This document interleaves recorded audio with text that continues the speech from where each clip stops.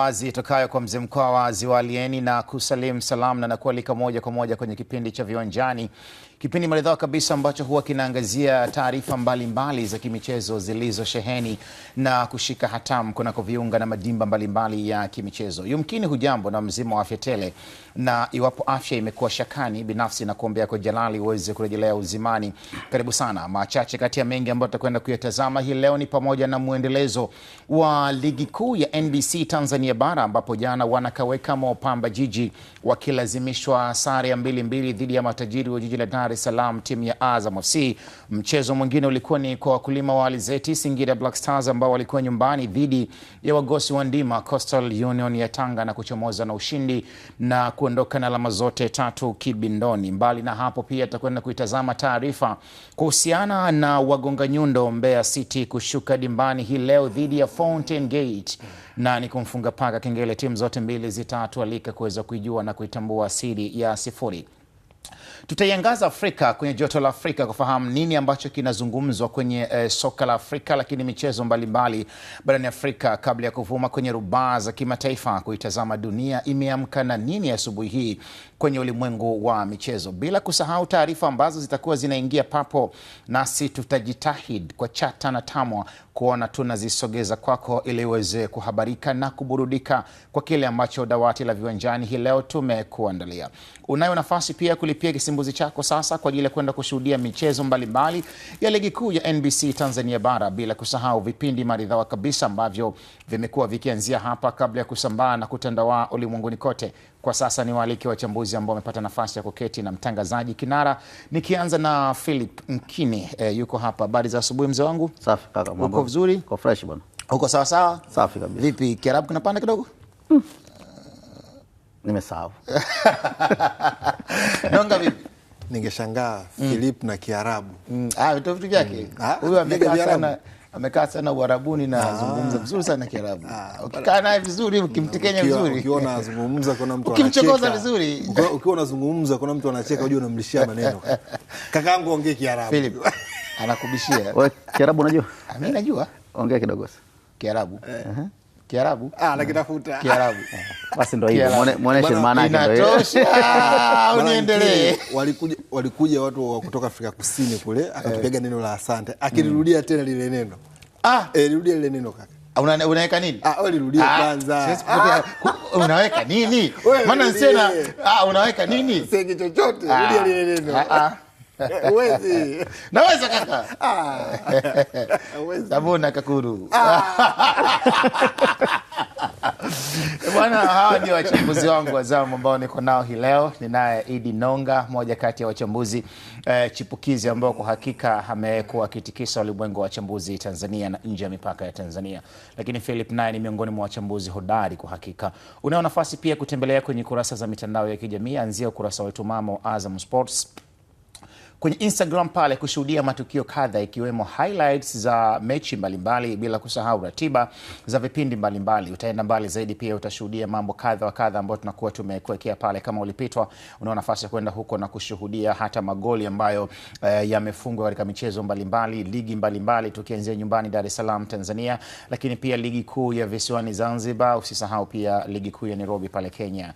Tunayo pia Saudi Pro League. Tukienda kule Bundesliga mambo kama kawaida. Usisahau pia kwenye Serie A nako huko mambo ni mpwite, bila kusahau kwenye La Liga, na kwenye pia ziko taarifa nyingi sana ambazo utazipata kwenye ukurasa wa Azam Sports kwenye Instagram yetu pale. Utembelee pia ukurasa wangu wa Hassan Ahmed _ kwenda kushuhudia ratiba za vitu kadha wa kadha vinavyohusiana na michezo na maisha yangu binafsi pia nimekuwekea pale, bila kusahau Idi Nonga kwa jina hilo kwenye Instagram. Idi Nonga tukitafuta hilo utanipata. Kwa jina hilo la Philip Mkini. Kwa sasa tafadhali karibia na jongelea kwa shauku kwenye gaya hili adhimu kabisa ambalo limepambwa na wachambuzi jamil kabisa, wabobevu kabisa, watopezi kabisa wa masuala ya michezo mbalimbali. Ndio tunakwenda kutopea, kuzama na kuibua, kuchimba na kuchimbua mambo kede kwa mkao wa utulivu na fikra ya kinifu. Karibu tupige mbizi sasa katika bahari ya maarifa.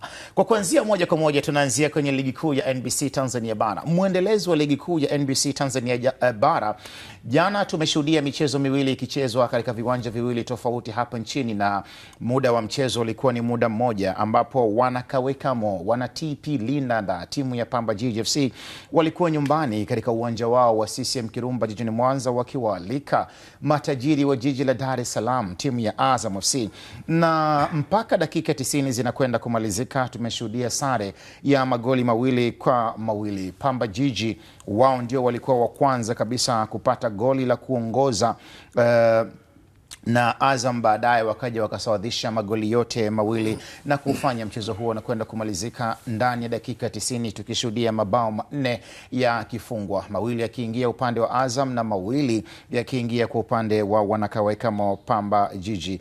Magoli ya Pamba Jiji yaliwekwa kambani na John Nachibinge ambaye alifunga bao la pili, huku bao la kujifunga la Himidi Mao Mkami Ninja ndilo bao ambalo lilikuwa la kwanza, lakini baadaye tukaishuhudia Azam FC wakifunga mabao 2. Bao la kwanza likifungwa na Faisal Salum Abdallah Fei Toto kwa mkwaju wa penalti baada ya Jean-Jacques Kamanga Ngita kuangushwa ndani ya eneo la hatari kwenye mstatili ule, na tukashuhudia Faisal Salum Abdallah Fei Toto akimpoteza maboya mlinda lango wa timu ya Pamba Jiji Yona Geoffrey Amos. Kisha baadaye tukashuhudia pia Jean-Jacques Kamanga Ngita akimalizia mpira ambao ulichezwa mara ya kwanza kabisa na mshambuliaji kinara wa timu hiyo, baadaye akaenda akamalizia kwa kufunga bao la kichwa. Kwa sasa ni waaliki wachambuzi waweze kutuambia macho yao yalitazamaje mchezo ule, mchezo ambao ulitawaliwa na matukio kadha wa kadha, ikiwemo tukio la kadi nyekundu la kiungo wa Azam FC Faisal Salum Abdallah Fei Toto, lakini mbali na hapo pia idadi ya magoli ambayo tumeshuhudia Azam imeonyesha ukubwa wake kutoka nyuma na kuja kukomboa mabao 2, kisha baadaye tukashuhudia mbinu za mwalimu kuja kufunga mchezo. Jana bwana nilikuwa Mwanza, CCM Kirumba, na huo ndio ukubwa wa Azam TV. Nilikuwa Mwanza, mechi hii ya Pamba dhidi ya Azam FC. Nilikuwa pale sehemu ya simulizi, na asubuhi nipo mzigoni kama kawaida. Ulishuhudia vyuma 4 vyote? Na sio kushuhudia tu kaka, na umevitangaza. Hujambo lakini mimi niko sawa. Philip unafurahi. Karibu sana mzee. Tuanzie kwako, uchambuzi unaanzia kwako hii leo. Karibu. Asante. Ilikuwa ni mechi ya namna gani ile? Kwanza ilikuwa ni kati ya mechi za kuvutia za ligi. Unajua ukitazama wakati mwingine kwa mashabiki wengi wanatakaga waone mechi ambayo imechangamka. Ilikuwa ni mechi ambayo imechangamka. Pamba walifanya vizuri kwenye dakika za mwanzo, kwanza mchezo umeanza, wameongoza kwa goli 2, mabao yote 2 yakaja yakarudi baada ya Azam kucharuka na kurudisha yale mabao, lakini kinachotokea ni muendelezo wa rekodi ya Pamba na Azam. Azam hawajawahi kumfunga Pamba ili kuanzia wamerejea kwenye ligi kuu. Kwa hiyo wanaendeleza pale ambapo walianzia na sio tu wamerejea, maana yake Pamba wakati Azam inacheza ligi kuu Pamba haikuwa haipo. Msimu uliopita sentence yako ya kwanza iko sahihi kabisa ya kwamba Azam hawajawahi kuwafunga Pamba. Kwa hiyo kwa zile mechi za msimu uliopita na za mechi za msimu huu, unaona ya kwamba mpaka sasa hivi Pamba bado wameendelea kupambana kuhakikisha kwamba hawapotezi dhidi ya Azam. Kwa hiyo kwenye mechi performance ilikuwa ni bora kwa timu zote. Lakini pamoja na kwamba kuna matukio mengi kama ulivyosema mwanzo, kwa matukio ya rafu nyingi, rapsha nyingi, lakini yote naamini ni kwa sababu kila timu ilikuwa inahitaji kupata ushindi kwenye mchezo. Pointi 3 zimekuwa ngumu sana kwenye ligi yetu ukitazama. Kiziangalia zile timu za juu na hizi ambazo ziko hapa katikati, utaelewa kile ambacho kimetokea. Kwa Azam huwezi kuona kama amepoteza sana. Bado ameendelea ku-maintain moja ya timu mbili ambazo hazijapoteza mchezo kwenye ligi mpaka sasa. Kinachowakosti kwenye nafasi ambao hapo ni zile idadi ya mechi ambazo wametoka sare. Mechi 5 ambazo wametoka sare zinaonekana ni nyingi sana, ndio zimewapunguza, hawajasogea huku juu zaidi. Lakini kwa Pamba walishasema kwamba base yao ni nyumbani. Kiwasikia Pamba ingetokea jana wameshinda Azam angewashusha Pamba kwenye nafasi yao. Angewashusha Pamba. Kwa hiyo wote walibaki nafasi zile ambazo walikuwepo wakati mchezo unaanza. Kwa hiyo kwangu nafikiri ni level ya ligi yetu jinsi ambavyo inatakiwa kuwa. Lazima kuwe kuna ushindani wa hapa na pale. Unajua kutokea ushindani wa hivi unazisaidia hizi timu hata zikienda kwenye michuano ya kimataifa zinakuwa zilishapita kwenye njia ngumu sana. Kabisa. Yaani kitokea ikitokea Pamba anaenda michuano ya kimataifa, ikitokea Azam anaenda michuano ya kimataifa, kama huko ndani alikutana na ligi bora kama hivi ambapo tunaona, nafikiri inakuwa ni kitu kizuri zaidi kwa sababu wanakuwa wamejitengeneza vizuri zaidi. Idi, tutatazama bao moja baada ya lingine kwenye mchezo wa jana kati ya Pamba na Azam FC, lakini pia tutaangalia matukio tata, hasa tukio la kadi nyekundu ambalo tumeshuhudia Faisal akitolewa kwenye mchezo huo kwa kadi nyekundu ya moja kwa moja. Hakukuwa na kadi njano ya kwanza ambayo ilitangulia alipoa kadi nyekundu. Kama mtozi itampendeza na kama mambo yatakuwa yamekaa vizuri, basi tutakwenda kuangalia namna ambavyo mabao yalifungwa katika mchezo wa jana. Lakini kwako binafsi, ulikuwa ni mchezo wa namna gani kwa Pamba Jiji ambao ilitangulia mabao mawili kisha baadaye Azam nao wakacharuka kama ambavyo amesema Philip, na wakaja wakapata mabao mawili. Hili ndio lilikuwa bao la kwanza. Nadhani tukaangalie kwanza magoli jinsi yalivyofungwa, alafu Idi uje utabahari hapa kwa mapana na mawanda yake. Karibu.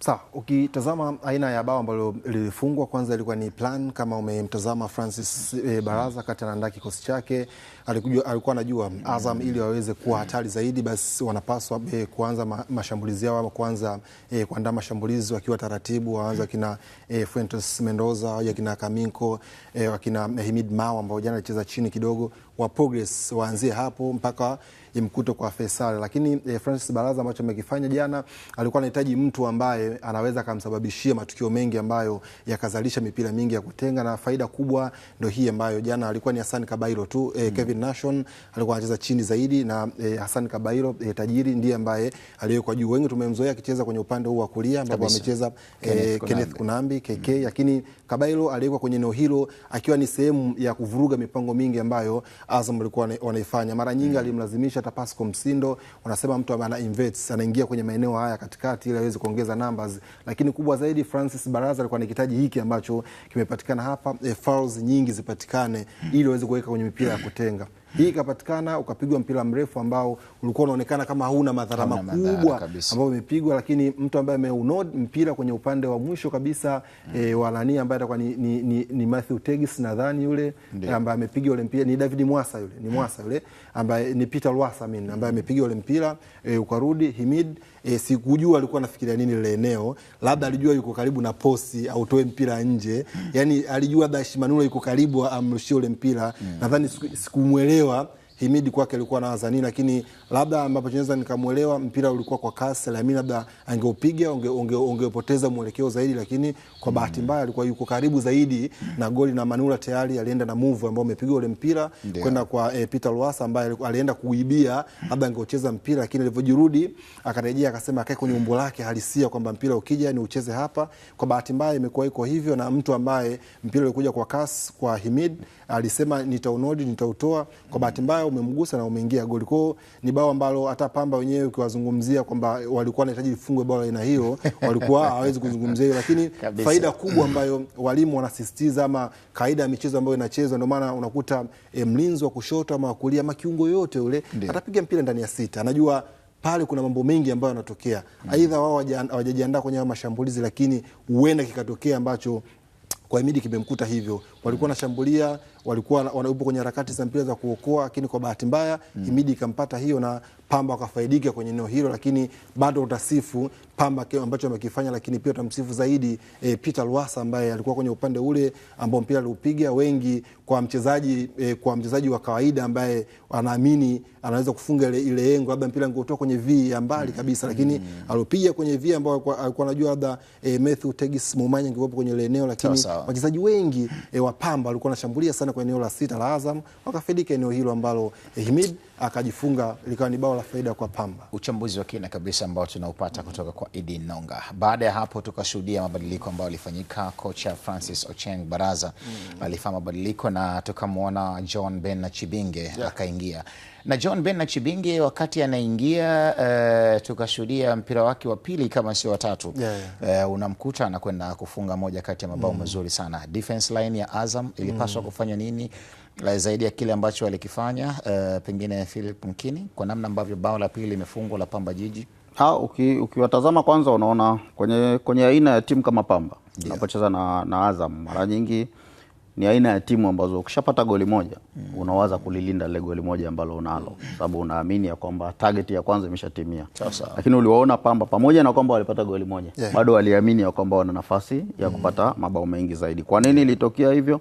Ni kwa sababu ya kile ambacho kilikuwa kinatokea uwanjani. Kwenye zile migongano ya moja kwa moja wachezaji wa Azam na wachezaji wa Pamba, ulikuwa mipira mingi sana ulikuwa unaona kwamba Pamba walikuwa wanaiwini. Kwa hata kama mwalimu alikuja akisema kwamba mimi na uwezo wa kupambana na Azam nikapata sare, dakika 10 au 15 zilimuonesha kwamba bado ana uwezo wa kupata ushindi kwenye huo mchezo. Kwa nafikiri Azam waliwafanya Pamba hii mechi ikawa hivi. Na kilichokuja kutokea ni kwamba aina ya jinsi ambavyo Pamba walianza wakiwa wanacheza kwa kasi na migongano mingi sana, lakini Azam nao wakaiga staili ile moja ambayo sio ya kwao. Azam mara nyingi wamekuwa wakifika kwa taratibu kwenye mechi kama hizi huwa wanaflow taratibu wanacheza, lakini jana uliwaona kwamba Azam nao waliona kwamba tunaweza tukapishana nao kwenye aina hii ya kucheza. Sasa ile iliwafanya Pamba wakawa wanawini mipira mingi sana. Yaani kila mpira ambao ulikuwa unapigwa kutoka golini mwa Pamba, mpira unapigwa kutoka golini mwa Azam, walikuwa wanachukua Pamba wenyewe. Na hili bao la John Ben na Chibinge kwa hakika ulikuwa ni mpira mmoja tu ambao ulipigwa na Yona Geoffrey Amos. Unakatiza kwenye line mbili, line ya kwanza kwa maana ya safu ya ushambuliaji ya Azam, inakatiza kwenye safu ya ulinzi, amini kiungo inakwenda pia inakatiza kwenye safu ya ulinzi. Pengine nini ambacho walinzi wa Azam hawakukifanya na hawakukitimiza sawa sawa? Mimi nikitazama aina ile goli lilofungwa, moja kwa moja unaweza kumpongeza kwanza mfungaji John Ben na Kibenge, lakini utawalaumu pia mabeki wa Azam jinsi ambavyo wameenda. Mabeki wa Azam wameenda wakiwa wametengeneza tuta moja. Yaani mpira wote ambao mabeki wataenda wawili au watatu wakiwa wanatengeneza tuta moja, ni rahisi zaidi kuupoteza ule mpira, kwa sababu ukiwaona hapo unaona wote walienda wakaenda wakauvaa pale mpira ulipokuwa mabeki hao wawili. Kwa kwenye ile line moja mkienda hivyo, kuna mazungumzo mtakuwa nayo, niachie au kuna mmoja atafikiri ya kwamba huyu ana uwezo wa kucheza ule mpira. Ndio maana ukija ukiona wote walienda wakavaa sehemu moja, lakini kulikuwa hakuna ambao anaweza akampa support mwingine. Kwa nafikiri sasa tumekaa sawa sawa. Tukaangalie mabao namna ambavyo yamefungwa, alafu tuje tutazame mabao ya Azam namna ambavyo yamepatikana. Hili ni bao la John Ben na Kibinge.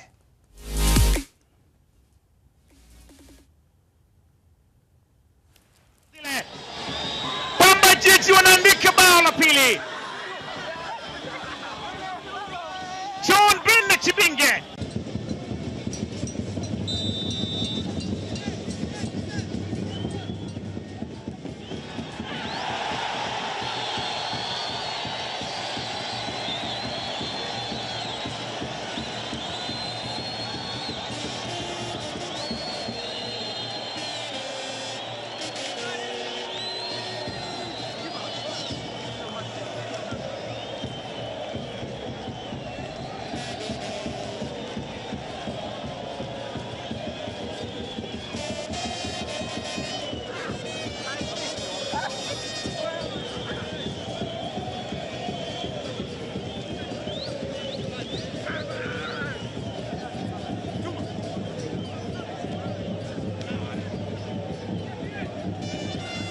Hili ni bao la kwanza namna ambavyo limefungwa ambalo tumeshalizungumza. Idi Nonga alitamba nalo akalizungumzia kwa kina.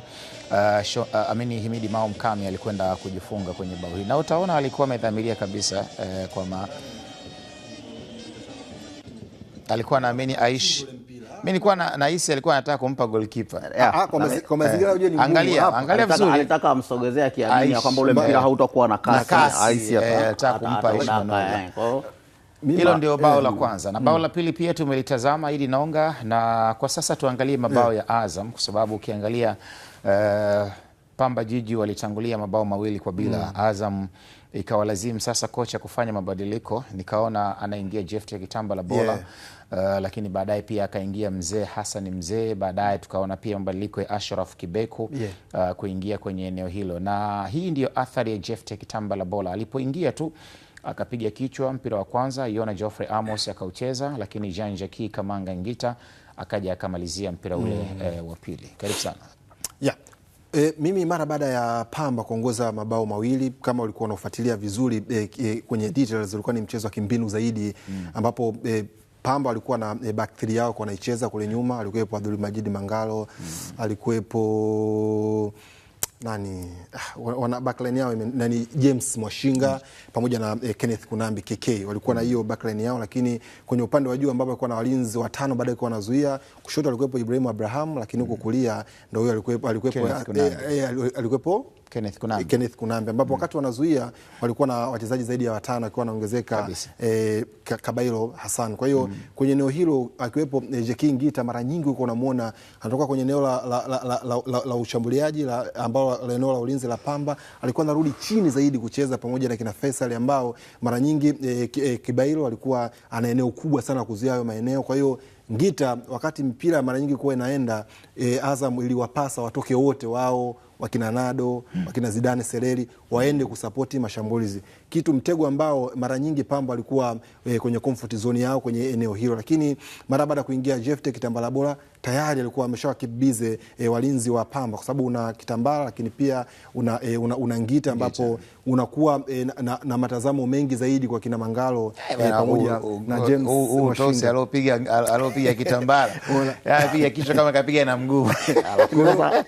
Ukiangalia hapo unaona ya kwamba ni timu ambayo ina spirit sana, kwa sababu angalia mpira anapiga kichwa, huyo mwingine anaenda anagusa, yani wamegusa wenyewe wachezaji wa Azam wenyewe watatu ndani ya 6 kabla nyinyi hamjagusa. Wachezaji wawili tu, Kitambala mara ya kwanza akairudia tena yeye mwenyewe mara ya pili, alafu ndo anakuja Ngita. Kwa nadhani hiki ndio ambacho mwalimu wa Azam Forai Beng alikuwa anakitaka, kwa sababu Ngita alikuwa tayari Makdi alikuwa na walinzi hao watatu upande wa Pamba, lakini kuingia kwa Jefte Kitambala Bora tayari kunaongezea kazi kubwa zaidi kwa wachezaji wengine wa Pamba. Ndio nafasi ambayo imepatikana, na Kitambala ni mzuri kwenye mipira ya hewani, ni mzuri pia kwenye mipira hii ambayo kwenye eneo la 6 ndio eneo ambalo huwa analicheza zaidi, wakati Ngita mara nyingi alikuwa anatoka. Kwa hiyo imepatikana hii nafasi, akastrike mara kwanza, Yona Amos akacheza, akapiga tena mara pili. Ngita ambaye alikuwa hana majukumu mengi zaidi, alikuwa akae sehemu, mipira kama hii ambayo itadondoka atafunga, na imepatikana na akafunga hivyo. Kwa hiyo ilikuwa ni mabadiliko ya kimbinu zaidi ambayo walikuwa anahitaji mwalimu Forai Beng aongeze uhatari kwenye eneo kubwa zaidi la ulinzi la Pamba, na kitu ambacho walikuwa wamefanikiwa, tofauti ya kuwa na mshambuliaji mmoja pekee ambapo wakina Abdulajid Mangalo, wakina James Mwashinga kama walikuwa wamerelax hivi, kwa sababu walikuwa wanajua huyu sitatoka naye, tukimtoa huyu Faisal ambaye kina Kabairo walikuwa wanacheza kwenye eneo kubwa, wakina Nado walikuwa bado wanajitafuta kwa sababu walikuwa wanacheza kwa kasi hiyo Pamba. Akikusikia mwenyewe atakushtaki, ni Kibailo na sio Kabairo. Kibailo Hassan Tajiri Kibailo, sawa. Hassan Jafar Kibailo.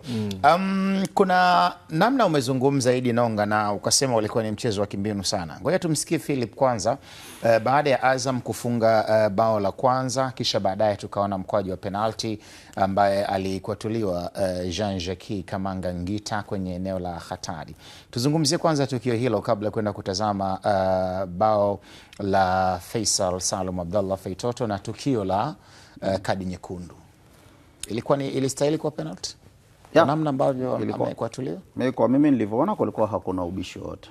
Ilikuwa ni penalti halali kabisa. Hakukuwa na doubt yoyote. Mara nyingi hauwezi kuwazuia wachezaji kubisha, sababu kila mmoja ana jicho lake la kuona. Lakini kwa tuliopata faida ya marudio, kwangu mimi naona ulikuwa ni mkwaju wa penalti ambao ni halali kabisa. Na mfungaji alikuwa Faisal, aliendeleza rekodi yake. Lakini ukiona mwanzo kulikuwa kuna kitazama kabla wao mkwaju wa penalti haujapigwa, kulikuwa kuna vitu vingi pale. Wale wachezaji wa Pamba kama vile walikuwa wanataka kuonesha ya kwamba hapo kwenye hicho kieneo kiduara cha kupigia mpira, ukiwatazama wote walikuwa wanapita pale na kukanyaga pale, ni kwamba kuonekana kuna shimo. Ukirudia utaona, mimi nilikuwa nilifuatilia mchezo nikauona, yani kule nyuma utaona kitu ambacho kilitokea. Lakini kwangu mimi ni goli zuri, pia mkwaju wa penalti mzuri, kwa sababu goalkeeper unaomfunga ni Yona Amos. Msimu uliopita alikuwa na clean sheet 13, msimu mpaka sasa hivi ana clean sheet 5. Kwa hiyo kwangu mimi nafikiri Azam walikuwa na style hicho ambacho wamekipata. Nonga, kuna tukio la kadi nyekundu kwenye huu mchezo. Nyota huyu Zanzibar Finest Faisal Salum Abdallah alionyesha kadi nyekundu na mwamuzi wa kati Saad Grope. Inspekta jeshi la polisi mwenyesha kadi nyekundu Faisal Salum Abdallah Feitoto. Kwanza kwangu mimi na utazama ni ujasiri wa mwamuzi. This is Faisal, unajua Kwa hiyo ilikuwa inawezekana yangetoka maamuzi mengine baadaye, angekuwa maamuzi ambayo yangezungumzwa kihivyo, lakini ilikuwa ni dangerous play ambayo alinyanyua mpira, hata asingempata vizuri Hassan Kabairo. Ilikuwa ni bado ni dangerous play, ni amecheza mchezo wa hatari na alikuwa anahatarisha karia ya mwenzio. Tuna imagine kama angemkuta kwenye eneo la goti, ni eneo ambalo kila mchezaji atamani kabisa kuguswa kwenye eneo hilo. Kwa hiyo ilikuwa ni kadi nyekundu ambayo ilikuwa inatakiwa itoke moja kwa moja, lakini utamsifu zaidi Hassan Kibailo sio? Utamsifu zaidi Hassan Kibailo ambaye kwenye mchezo wa jana, kama utamtazama Francis Baraza ambao amemtumia, ilikuwa ndio kazi yake kubwa zaidi kwenye huu mchezo. Awachanganye sana wachezaji wa Azam, awafikie, awatoe kwenye mchezo. Kuna kabla tukio hili, kuna tukio Himid Mao lilimkuta, alikuwa aweka tu mpira wa follow kawaida.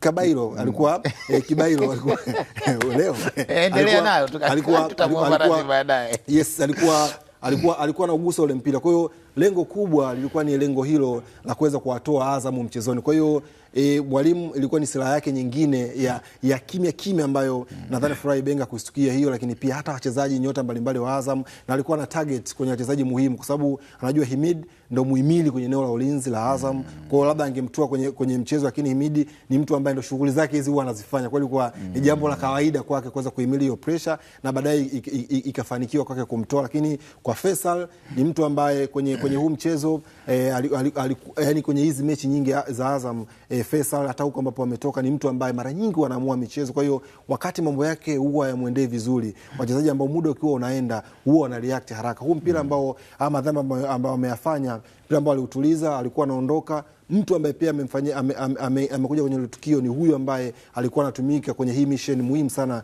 kwenye mchezo wa Pamba. Kwa hiyo ilikuja ni wakati muhimu kwenye wakati sahihi, na yeye kwenye eneo ambalo alijiposition ilikuwa eneo sahihi, lakini alikuwa ni mjanja ambaye aliruka kidogo, lakini bado haiondoi kwamba Faisal alicheza mchezo ambao ulikuwa unamhatarishia dangerous play wanasema. Kwa hiyo mwamuzi alikuwa yuko sahihi kutoa kadi nyekundu, na kitu ambacho mimi wanajiuliza inakuaje wachezaji mwamuzi unajua kisha toa hiyo kadi wairudi hiyo. Sasa kuna Fuentes kama alikuwa yani kwa wenzetu ambao wameadvance ndio pengine labda angeenda kutazama na nini, lakini kwetu sisi hakuna vikure kaka. Hiyo kishachomoka hiyo. Lazima ndoke na mtu hiyo. Kibailo baadaye namna alivyokuja kunyanyuka baada ya kuiona kadi nyekundu imetoka. Yani cha kwanza kama mtozi atarudisha, uangalie wakati amechezewa ile foul alipodondoka chini. Alafu alivoruka mara ya pili. Yani angalia hiyo ya kwanza sawa, angalia hiyo nyingine sasa. Hiyo. Yani na ndio maana mimi nasema Francis Baraza kwa jana Kibailo alikuwa na mission maalum, kwa sababu huyu na tumemshangaa sana kucheza kama kiungo mshambuliaji, hatujamsema, lakini amecheza vizuri sana.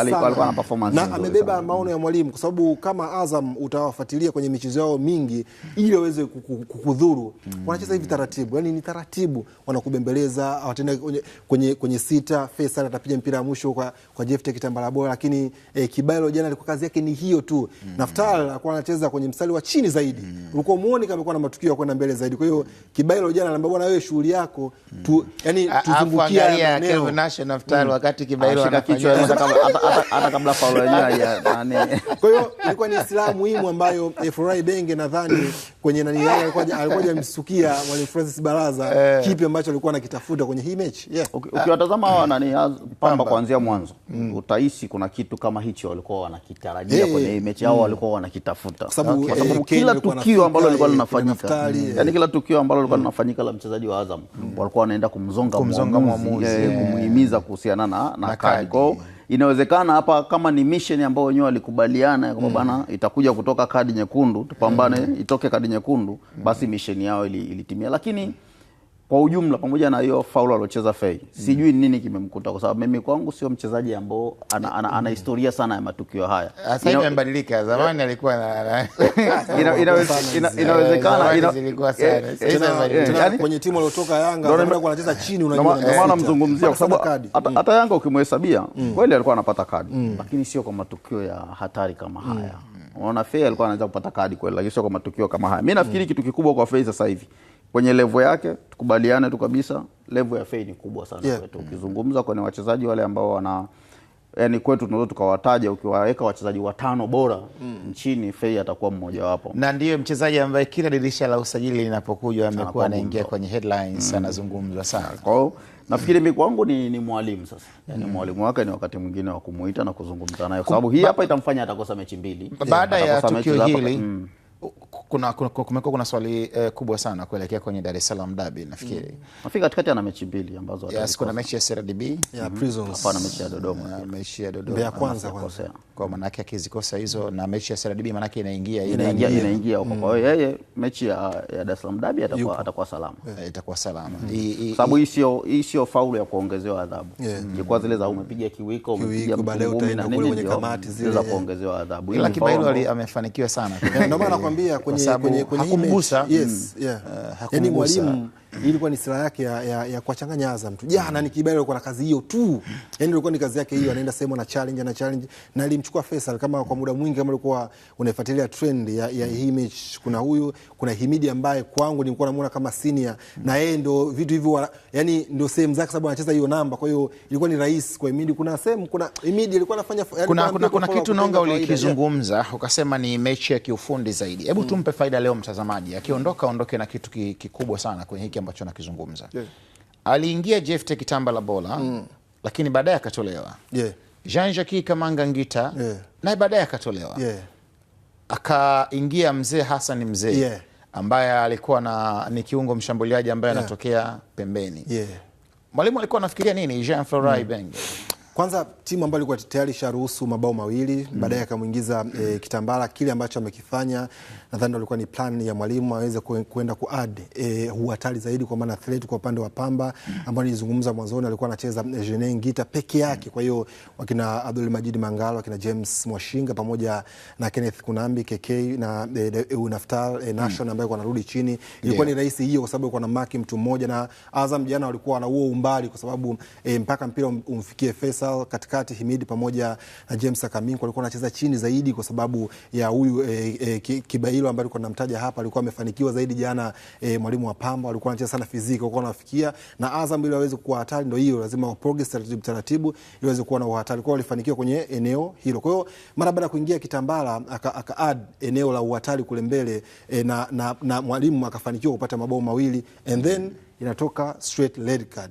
Na straight red card ambayo inakuja kwa Faisal mbali na hiyo kuwa na uwezo wa kupiga pasi, lakini atakuwa na usalama zaidi anapokuwa na mpira. Yeye ndio timu anaitempo, akiwa na mpira ata square pass, atapiga pasi yoyote. Kwa hiyo mpira ambao anakuwa nao Faisal inampa mwalimu ama timu balance kubwa zaidi. Ametoka Faisal tayari kulikuwa kuna ombwe kwenye eneo la juu ambalo inapasa sasa uweze kumtoa kiungo ama utoe mtu yoyote, lakini mwalimu aka-opt akasema na kutoa Kitambala nimekuingiza, kazi ambayo umeifanya tayari nimeipata, na uwezi kuamini ama kwa wajihi ama ile body morphology ambayo anayo Kitambala, uwezi kumpa kazi ambayo kama umeingia Mzee kwa ataenda mbele, atarudi nyuma, atakupa huo uwezo wa kuja katikati, wa kucheza na mipira, kukaa na mpira pia ambaye ana act kama kiungo. Kwa Kitambala ilikuwa ni kitu tofauti kabisa. Yeye atakuopti, ataenda mbele, atapiga mipira ya vichwa, ambapo kwa mwalimu Florai Ibenge mara baada ya kurudisha mabao 2 alihitaji kuifunga mechi.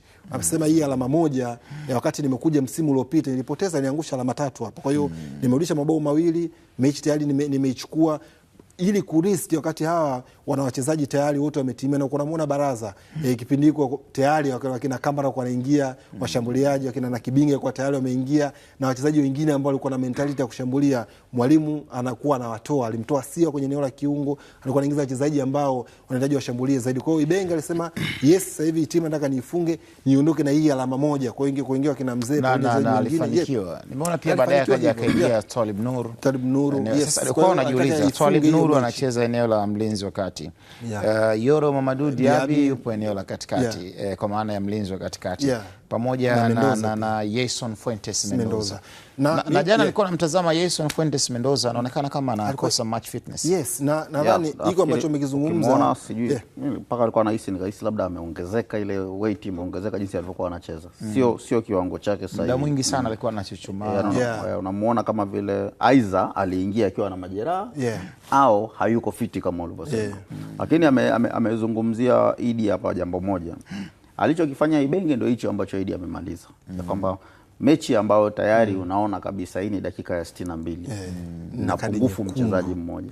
Nimetoka nimefungwa goli 2, nimekuja nimerudisha zote. Akili kubwa sasa sana. Hivi sina uwezo tena, yani ni ngumu kwenye mechi tough kama ikufikiria kwamba na uwezo wa kushinda hii mechi. Wanamtia Dormant Kamara, wanamtia akina Nakibingo kwa uwanjani. Alafu unaiangalia ni Azam ambao haijapoteza mchezo. Kila mtu anaamini ya kwamba mimi nitaweka rekodi kwa kuwafunga Azam. Kwa hiyo kikubwa alichokifanya Esa ni kwamba bwana hii inatosha. Na makocha wakubwa tu ndio huwa wanafikiria kwenye mara nyingi sana hiyo ni akili kubwa. Sababu ungekuwa wewe Azam ungesema mimi ni mkubwa kuliko Pamba, ngoja niendelee kupishana naye nipate ushindi. Mwisho wa siku ungeendelea kupishana naye ukiwa pungufu.